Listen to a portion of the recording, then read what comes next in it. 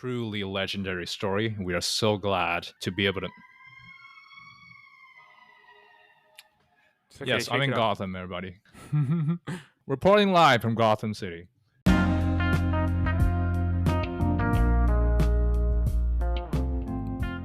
Welcome back to season 2 of the Linen Suit and Plastic Tie podcast.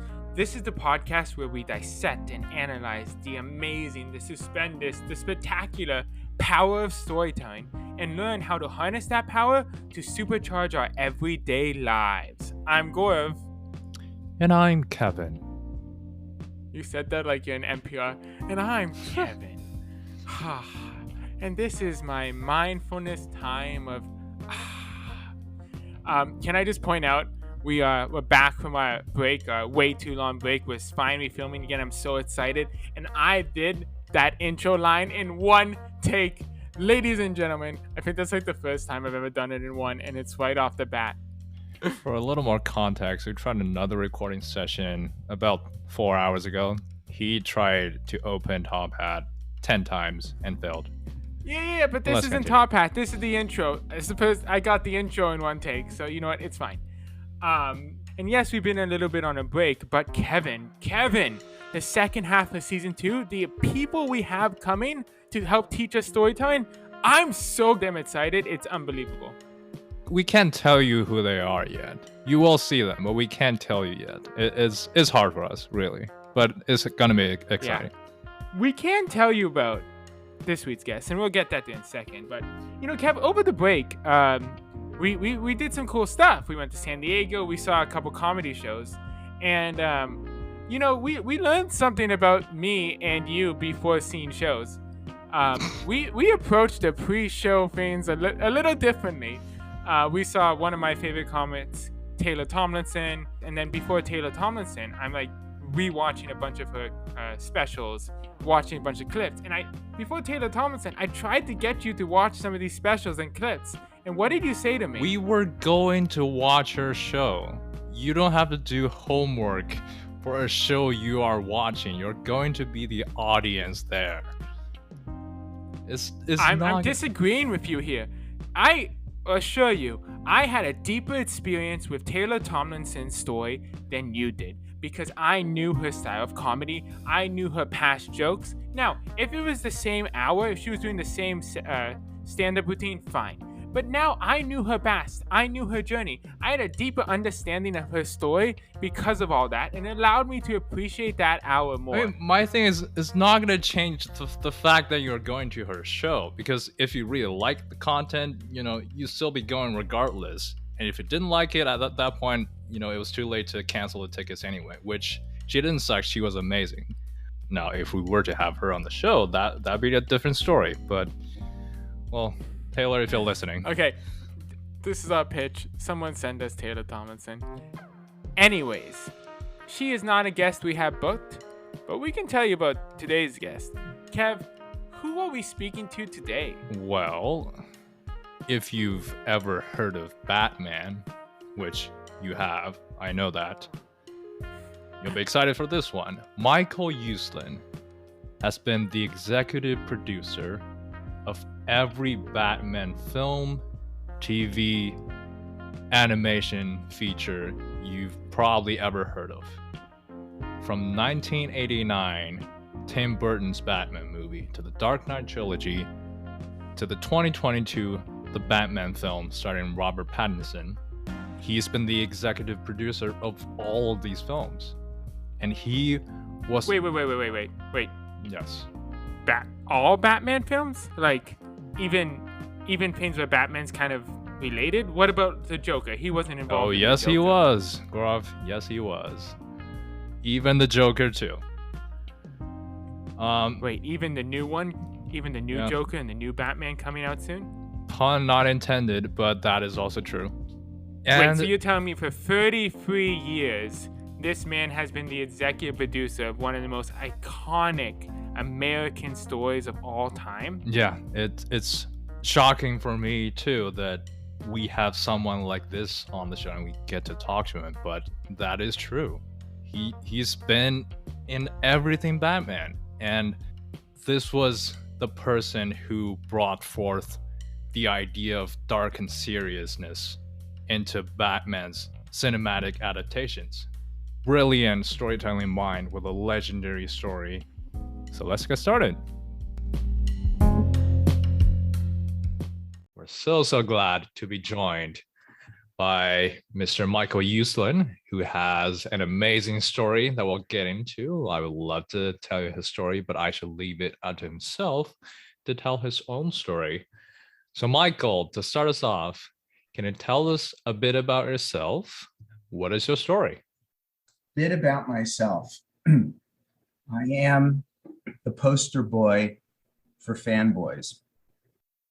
I grew up loving comic books and superheroes, but all comic books.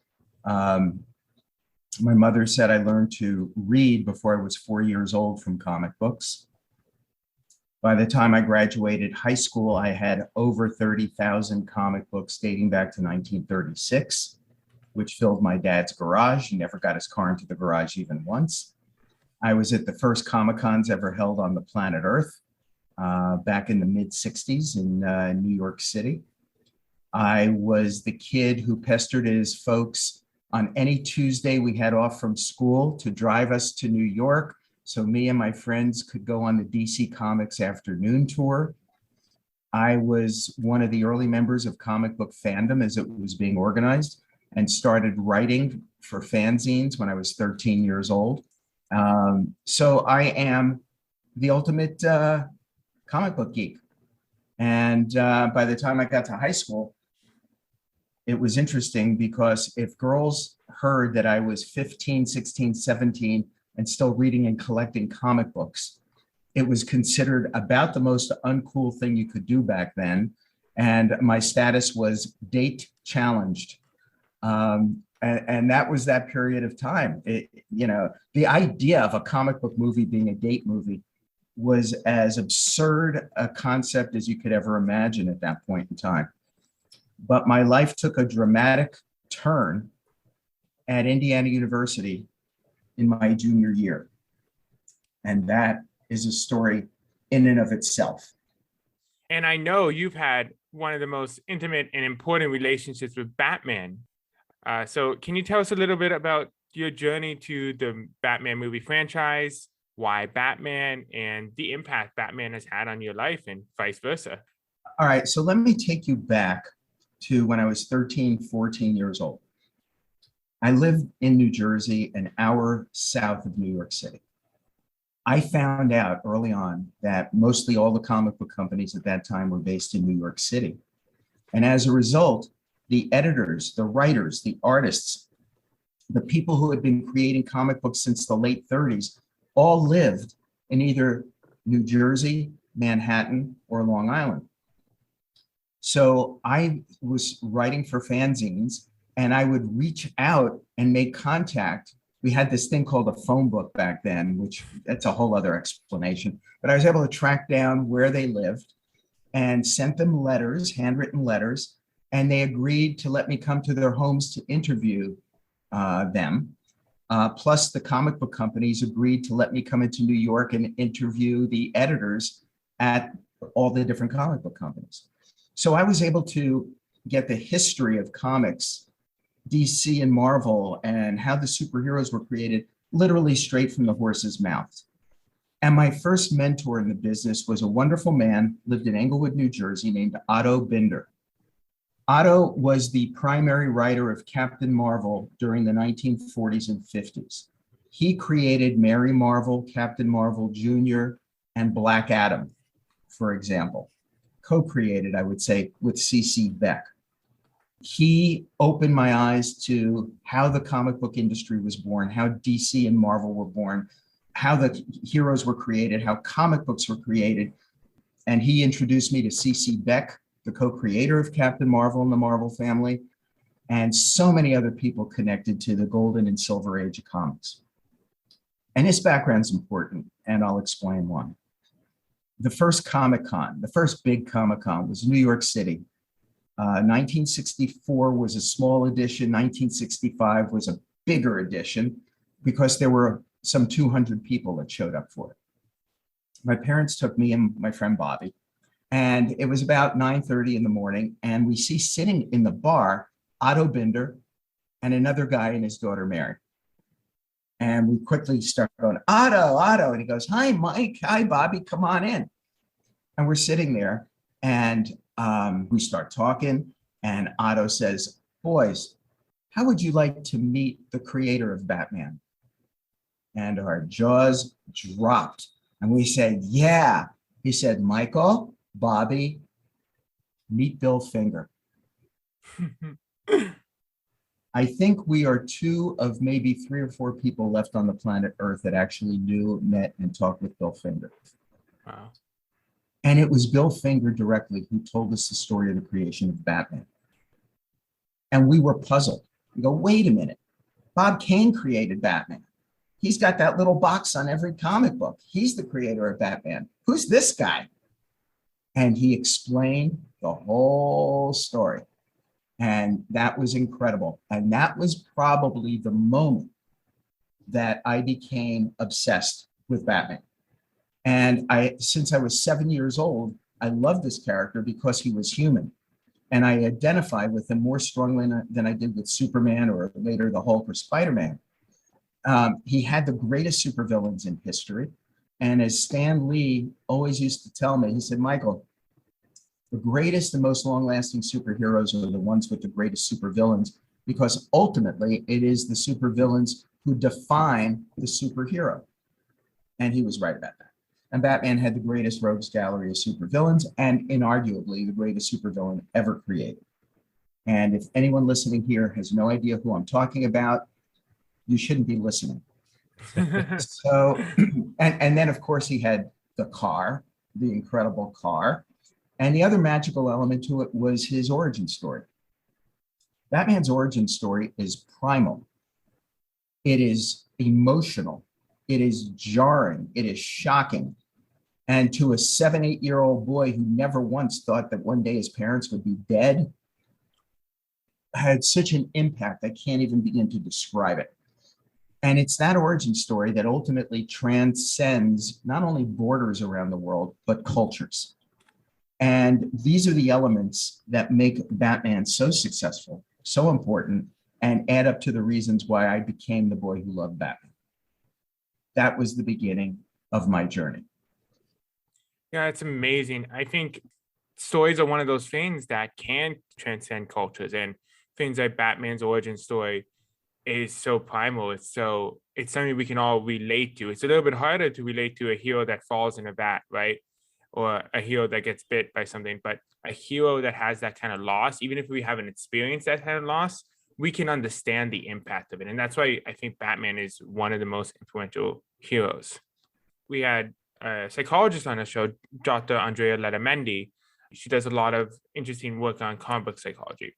And she talked about how these darker stories, these darker movies, how important they are to comic book mythos and how important they are to fans to experience kind of these darker elements in a psychological safe way, which allowed them to build these relationships and develop resiliency because they can experience kind of these darker, more real, more intense emotions in a safer kind of dome. So I think some of these darker movies, I think they're so important.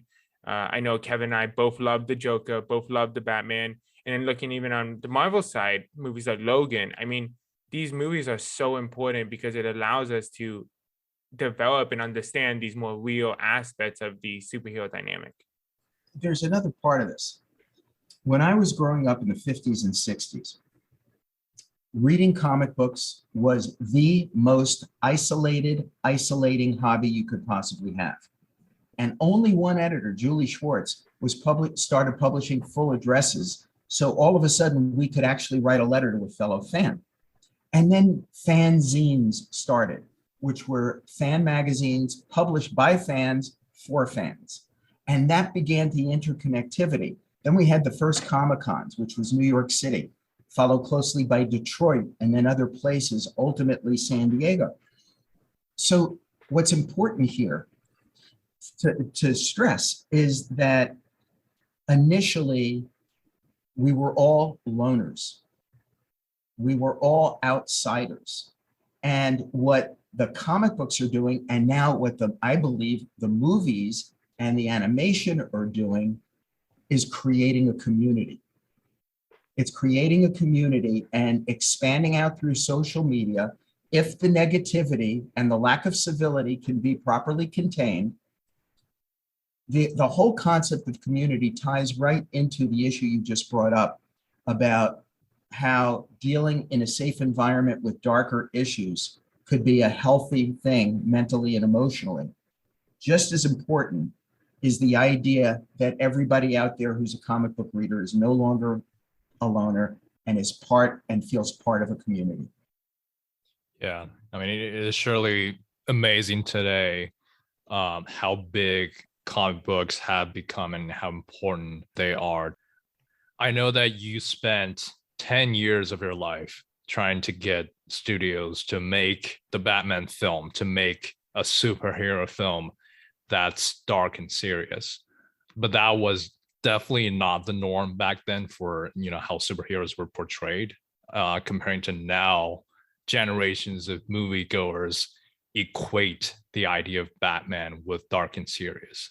So what was Batman's image back then when you first started to pitch your ideas to studios? This journey began for me on a cold night in January 1966.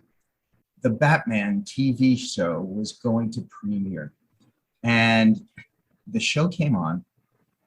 It was only 25 minutes in that it really hit me.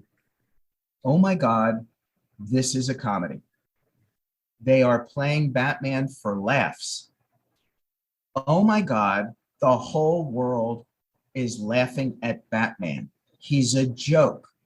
And that killed me. Remember now, not only am I a hardcore fanboy who knows the whole history of Batman and how he was created, but I heard it directly from Bill Finger as to how what their intention was. So that night after the show, I made a vow. I said, someday I am going to show the whole world the true Batman. The Batman created in 1939 as a creature of the night stalking these deeply disturbed villains. And I'm going to find a way to get rid of these new words, pow, zap, wham, and purge them from the collective consciousness of the world culture. And that first opportunity came to what you alluded to. I'm a junior at Indiana University in the early 70s. And they had started an experimental curriculum department with the concept being, if you had an idea for a college course that had never been taught before, you then had the right to appear before a dean and pitch it. So I wrote a syllabus. Comic books as an American art form, the psychology of comic books, the literature, comic book superheroes as our modern day folklore, as our contemporary mythology. So armed with that, I went to appear before the dean. And I walked in and the dean looked at me and he said, so you're the fellow who wants to teach a course on funny books at my university? I begin the first pitch of my career. He let me speak for 2 minutes and then cut me off. He said, Mr. Uslan, stop. He says, come on, I don't buy any of this. I read Superman comics when I was a little boy. All comic books are cheap entertainment for little children, nothing more, nothing less, and I reject your theory. And at that moment in time, I could have bowed my head, picked up my funny books, turned around and walked out, and that would have been the end of it. But believing I had absolutely nothing to lose, I decided to stand my ground. I said, Dean, may I ask you 2 questions? He said, ask me anything you want. I said, Dean, are you familiar with the story of Moses? He said, yeah, so? I said, so very, very briefly, could you summarize for me the story of Moses? And he folded his arms and he sat back and he said, Mr. Uslan, I don't know what game you're playing here, but I'll play this with you. He said the Hebrew people were being persecuted, their firstborn were being slain. A Hebrew couple placed their infant son in a little wicker basket and sent him down the river Nile. There he is discovered by an Egyptian family who raised him as their own son. When he grew up and learned of his true heritage, he became a great hero to his people. But I said, stop. That was great. Thank you very much. Dean, you said when you were a kid you read Superman comics. By any chance, do you remember the origin of Superman? He said, of course, the planet Krypton was about to blow up. A scientist and his wife placed their infant son in a little rocket ship and sent him to Earth. There he's discovered by the Kents, who raise him as their own son. When he grows up and then he stops, stares at me for what I swear to you was an eternity, and says, your course is accredited. I am now the world's first college professor of comic books. Thank you very much. No, that's amazing. I love that. You know, one of the things you talked about there that made me think of is something that Stephen Dubner, the author of Freakonomics, has said on different podcasts is the importance of stories. And one of the most important things is stories are so memorable, right?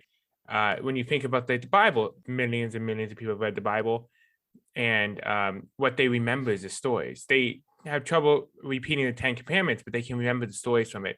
And comic books are such interesting vessels with different stories. And it reminds us of how powerful stories are, because they're teaching us similar lessons. It's teaching us, people who find such value in different things can learn different lessons from different types of storytelling. That's why we love comic book storytelling, because it's such a diverse and creative avenue to learn life values and learn lessons. You know what I love about your journey?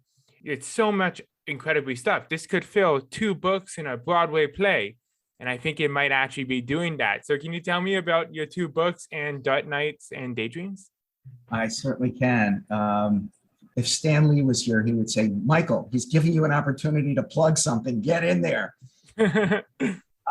Yeah, it was an incredible, long journey to bring Batman to the screen in a dark and serious way. It was literally a human endurance contest. I was a kid in my 20s when I bought the rights to Batman from DC Comics and thought that every major studio, everybody in Hollywood would just line up at my doorstep.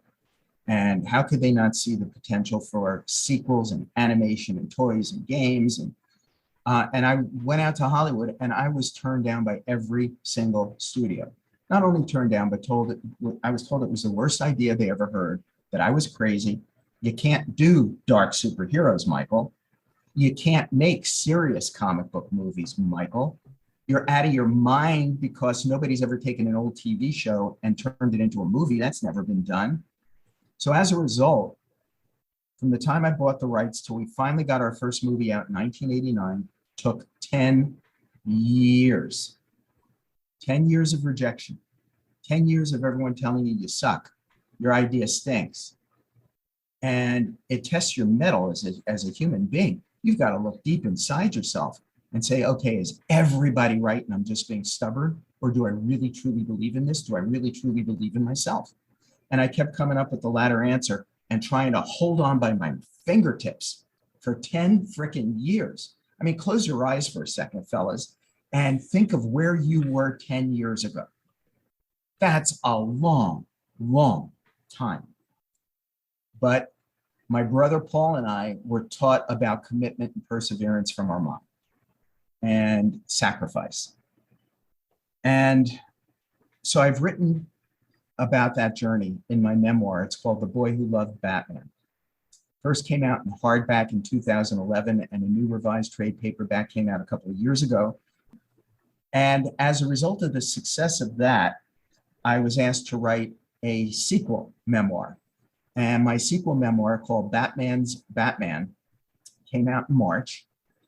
So to make a long story short, I got a call one day from the Nederlander organization of New York. And they, along with the Schuberts, define Broadway. They are Broadway. Well, sure. And they said, we'd love for you to come in and we'd like to talk to you. And the bottom line was, they said, we read your book. We think coming out of COVID, this is exactly the right story with the right themes to be told in a Broadway play. And we think it's very entertaining. It's funny. It's very emotional. And it talks about dreaming big and persevering and making your dreams come true by getting up off the damn couch and being relentless and never giving up. And about the people, the mentors who supported you and the evil supervillains of your life who try to stop you. He said, we think this is the right story and the right theme for Broadway. So we are in the thick of it. And I'm going to give you a tip off on Saturday of San Diego Comic-Con, which is July, I'm looking it up, 23rd at 4:15 p.m., room 6DE. We are going to be announcing the Broadway play. I could not be more excited about it. It's weird, when you sit in a creative room and somebody says something, I go, well, younger Michael wouldn't have said it that way. I go, oh my God, I'm talking about myself in the third person. This is bizarre. So it couldn't be any more exciting. For all the, emotional and interesting true stories that you've told us, it's very exciting that we'll get to read and watch more of your stories. And going along with our Batman journey, for you, from 1989, Tim Burton's Batman film, to the most recent 2022 Batman film, what are some of the most notable changes to the Batman stories and values across these 4 decades of filmmaking, and what have stayed consistent? Let me start by saying, at this stage of my career in life, what has become more and more and more important to me is legacy. And 4 times now, and I will place a wager down that we're soon to do it 5 times, which is crazy. A Batman or Batman-related movie has completely changed how comic book movies are perceived and how they are produced, and how the visions for them can change and flip and grow and evolve. Here are my cases in point. 1989 Batman, revolutionary, first ever dark and serious comic book feature film. And it was Tim Burton, this young genius. He said to me, Michael, if we're going to do the first ever dark and serious Batman movie, and we don't want to get unintentional laughs from the audience, the world audience who's never read a comic book, this movie cannot be about Batman.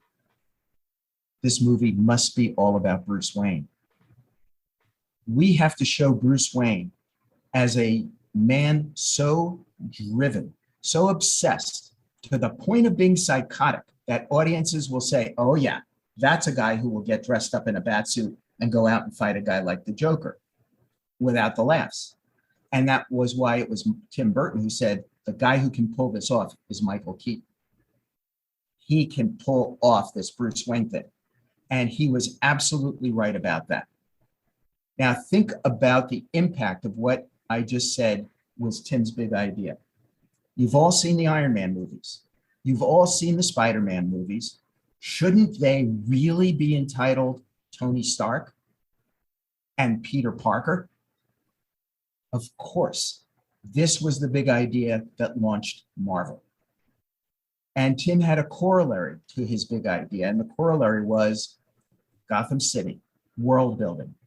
Gotham City must be the 3rd most important character in this movie from the opening frames, because if we can't get audiences to suspend their disbelief and believe in Gotham City, we will never get them to believe in a guy dressed up as a bat or a guy who looks like the Joker. And he was absolutely right.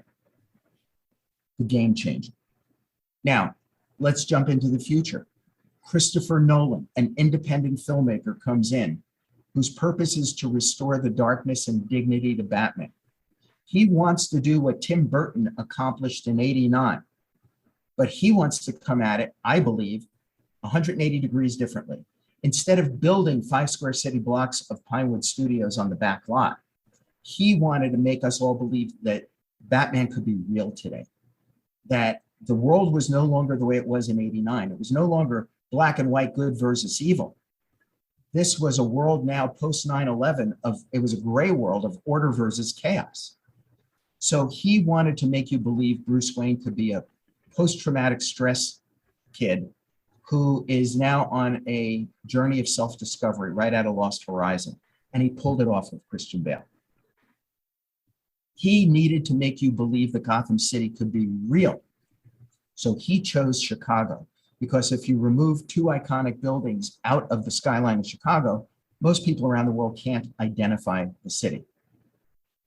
He wanted to make you believe the Joker could be real today. So he made him into a modern day terrorist, a homicidal maniac who placed no value on human life whatsoever. And in the performance of a lifetime that he crafted with Heath Ledger, they pulled it off. Joker was real, Joker was scary. And then maybe his biggest challenge, he had to try to convince you that all the tech, all the gadgets, all the inventions were real. How the heck could he do that? He hired Morgan Freeman to tell you they were real. And if Morgan Freeman says it's true, by God, it's true. When you walk out of a Christopher Nolan Batman movie, you no longer had to say, that was a great comic book movie. You can now say, that was a great film. He elevated the whole thing. What an impact. What a game changer in the culture and in Hollywood. And then let's move to the next genius. Todd Phillips imagines what the Joker could be on his own, and how when cinema is doing what it does best, it is a mirror of our society, held up to the eyes of society where they have to look and see themselves, warts and all, biases and prejudices. They have to watch that.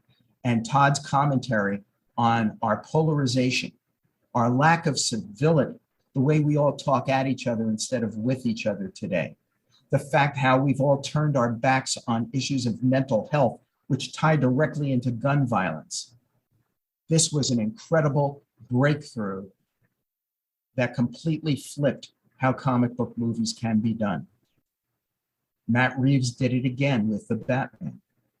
The fact that this was a noir crime drama about the world's greatest detective, the fact that the cinematic precedents for this were not comic book movies. It was Silence of the Lambs and Zodiac, The Usual Suspects, Seven, The French Connection. Once again, it turned on its head what a comic book or superhero movie can be, if you're willing to think out of the box and be bold and daring. And I have no doubt that Todd Phillips is about to do it again with Joker 2, which I will not comment about. I was 100% going to ask, so. Okay. I can't take anything away from Todd's spotlight on that. And on a final note, how could we forget Phil Lord and Chris Miller, the dynamic duo that gave us the Lego movie, Lego Batman, turned on its head what animation can be and how it can appeal to multiple age groups and multiple generations, and how you can have Batman in a comedy without him being the joke being laughed at, but you laugh along with him respectfully. It was incredible what they pulled off. And then they go ahead and do Into the Spideyverse and show this was no one-shot deal. These are young geniuses. But how fortunate for me to be honored by being associated with movies involving such genius filmmakers. And my point is legacy. What these films have contributed to expanding and changing and having comic books and superheroes and supervillains being taken seriously worldwide. Something you mentioned that was really cool is, some of these comic stories have been told for 80 years, decades and decades of storytelling and revamping and retelling and staying relevant. And something we talked about with Reed Tucker, who wrote the Slugfest book, was this idea of how comic books are reflections of their time. And I love how you talk about it, the movies as well, is that no matter how amazing the Batman that just came out was, it'd be hard to take that movie and put it out 20 years ago or 30 years ago, because it was a different time. And I think this is one of the most beautiful things about comic book storytelling, because of how long and how core these stories are, is that these movies, these comics, these stories are all reflections of those times. They are written in a way, in a style that's going to be impactful for the society we currently live in. And that's what's kept these stories relevant. And I think that's just so fascinating. And I could hear it the way you described it and you skip between the movies, is that those movies were so amazing, not just because of the impact and amazement of the creators and Batman, but the fact that they were able to capture a feeling society felt at that specific time. It's so true. And Chris's trilogy was so directly tied into 9/11 and our post 9/11 years. And it was so thematically important. I have to relay one story. As you know, I've lectured around the world, universities, business conferences, Comic-Cons. And one thing I keep hearing in Q&A to this very day, somebody will get up and talk about when they went to see The Dark Knight and they were sitting in the darkness of the theater. And there was a scene that took place on a ship. And the people were told they had a choice. They had a moral choice. They could press a button and blow up all the people on another ship to save their lives, or they could choose not to do that. So what happens when you're faced with a moral choice and the choices are bad and worse? And so many people tell me in the darkness of the theater, they were forced to think and deal with what would I do in that situation. And it was a moment of intense self-realization that has impacted them, and they've carried that scene with them for all these years. Oh my God, that was in a comic book superhero movie? That's how much, as a reflection of the times, comic book movies became so thematically important. And I'll never forget at the time of Dark Knight, when I would accidentally turn on Fox News, and there would be all these political pundits claiming the Dark Knight as theirs. This guy is our right-wing guy. And then you turn on MSNBC or CNN and they go, oh, this is the hero of the left. This is our guy. And that's the magic of Batman. Because he has no superpowers, we get to project ourselves into Batman. We identify with him based on who we are, what our philosophies are, what our politics are, and can impose it right smack on Batman. And he is our hero. He is a reflection of us. And it doesn't matter what your politics or philosophies might be, everyone has the opportunity to make him their own. And that's magic.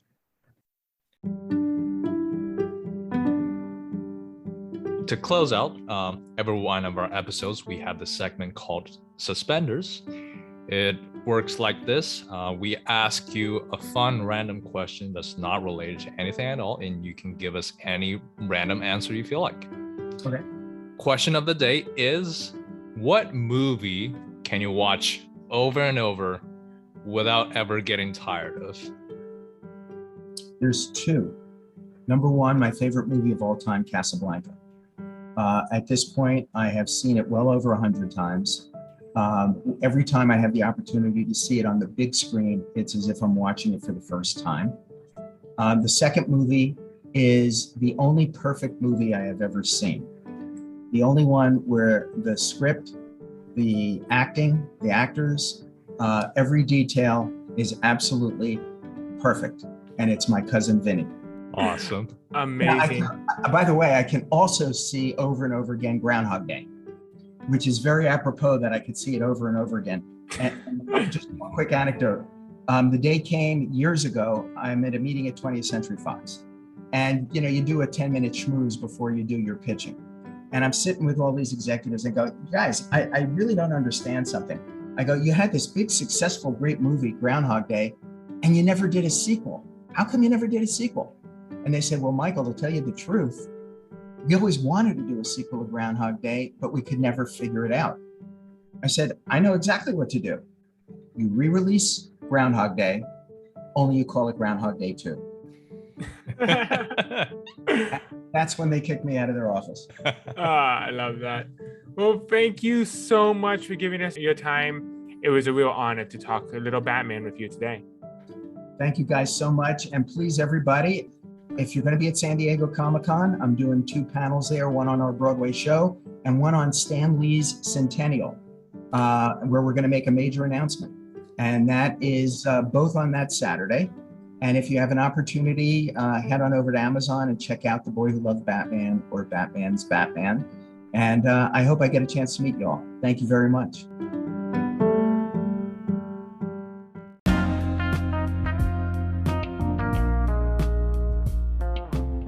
Welcome back to Top Hat, This is the part of the episode where we dissect and analyze some of the key storytelling insights that we have got from this week's expert storyteller. This week we had someone who has shepherded one of the most iconic American stories for the last 33 years through movies, animations, comics, Michael Uslan. You know, Kev, something Michael talked about this week, which was so fascinating, was his relationship with Stan Lee. Stan Lee always said that what made the superhero is really the supervillains.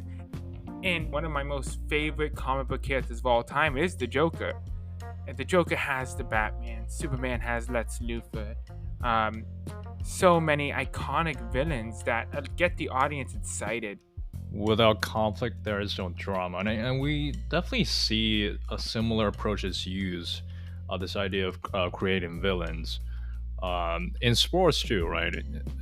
For those of you who follow the NBA, like I do, every era, there's players that are turned into sort of a villainous character to kind of feed the narrative, where that makes it easier for fans to rally behind their opponents. And those players WWE does this. Yeah, I was going to bring that up does too. This Yeah. very well with baby faces and heels. That brings us to our next great point: the importance of this darkness and seriousness to Batman story, of course, and also comic book or superhero stories in general. Michael talked to us about how that scene in Dark Knight where there are two ships, each side has the trigger to detonate the bomb on the other ship, and that really got the viewers themselves to think about how they would solve this problem and reflect on their own morality. Yeah, you're getting at something really interesting here. It's that idea of moral conundrums. Because the best stories make us think a little bit, make us question it, make us engage, make us wonder what I'd do in that situation. And villains being able to create these moral conundrums is one of the most important powers they have. It's like the Russo brothers talked about how the Infinity War movie was about Thanos. That's a pretty big counterexample, actually, because most people would agree that destroying half the universe isn't a pretty easy moral conundrum.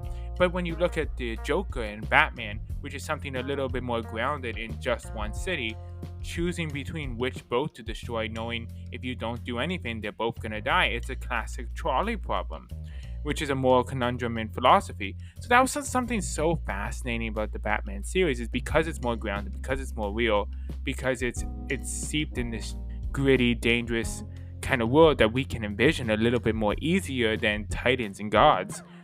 It allows us to grapple with these moral conundrums a little bit better, and it goes back to exactly what Dr. Andrea Letamendi talked to us about: dark and serious and tragic stories.